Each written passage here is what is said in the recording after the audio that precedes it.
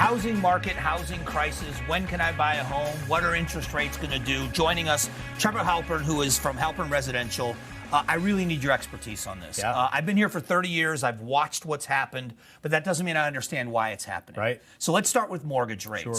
What is affecting mortgage rates? We've seen them tick up again, even though interest rates have moderated. What really affects mortgage rates, and what can we expect to happen? Yeah, really the biggest driver of mortgage rates is the yield on the 10-year Treasury note.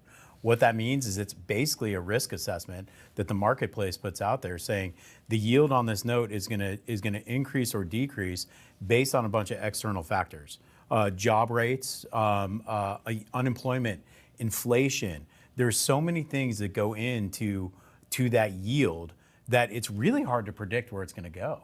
You know, like when the Fed adjusts their rate, Right. Typically people go, oh, interest rates are coming down. The last time the Fed adjusted their rate, mortgage interest rates shot up. Right. So it's an inverse relationship. That doesn't happen all the time.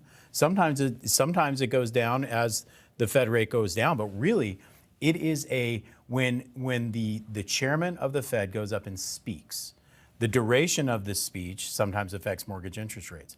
The ancillary things that the Fed chairman speaks about affects rates. And so if they get long-winded and they start talking too broadly, then the market senses risk, and we can see mortgage interest rates go up. And so there is no direct thing that we can point to say this is going to affect mortgage interest rates. It is a big conglomeration of a number of things, but really mortgage interest rates track with that 10-year Treasury note yield.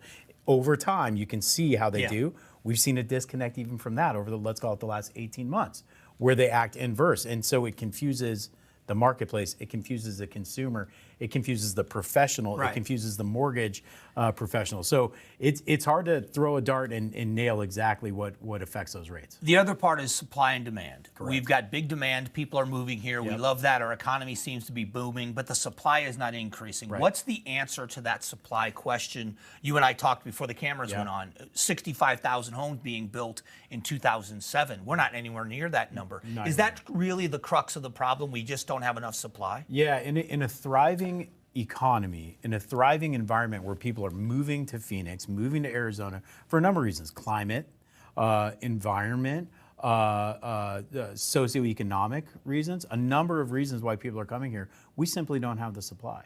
You know, you look around the valley and you see things going vertical, right? You see those apartment complexes being built, you see condominium complexes being built. That is part of an infrastructure push that can help. However, we are way behind on new home starts in order to fully supply the demand that we have with our population growth.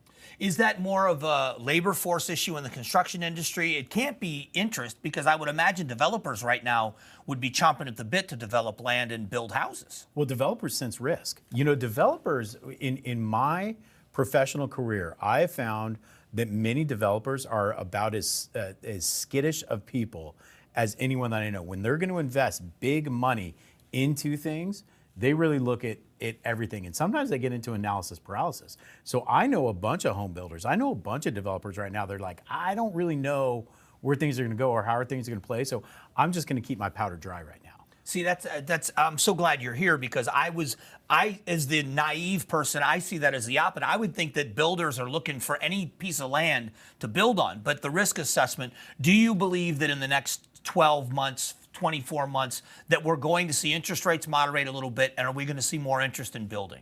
Yeah, that's a great question. And, you know, the further we look out, the more opaque my crystal ball becomes, right? If it's right in front of us, we can say, hey, here's what it looks like. But 12, 24 months out, we start really losing sight of our ability to predict. That being said, when you look at the big analysts, let's call it Goldman, let's call it the National Association of Realtors, the Mortgage Bankers Association, they're all predicting a decrease in mortgage interest rates in the coming months and in the coming year. So with that, it's going to increase demand because it becomes more affordable for people to purchase. With that demand, you know, we're not the only ones looking at that data. Home builders are looking at that data. Investors are looking at that data saying, hey, if mortgage interest rates go down, we're going to see a bump in demand. And so it does make sense to start building homes, buying land, that sort of stuff. But it's typically a lag. You find home builders lag as they're looking at the data. And then when things start getting weird, they're the first ones to shut off. So you can watch home builders, big national builders too, is kind of an indication of what they think is going to happen with the marketplace. Love the conversation. It's always great to get an education. Thanks for doing this. Thank you. All right, Appreciate it. we'll be back.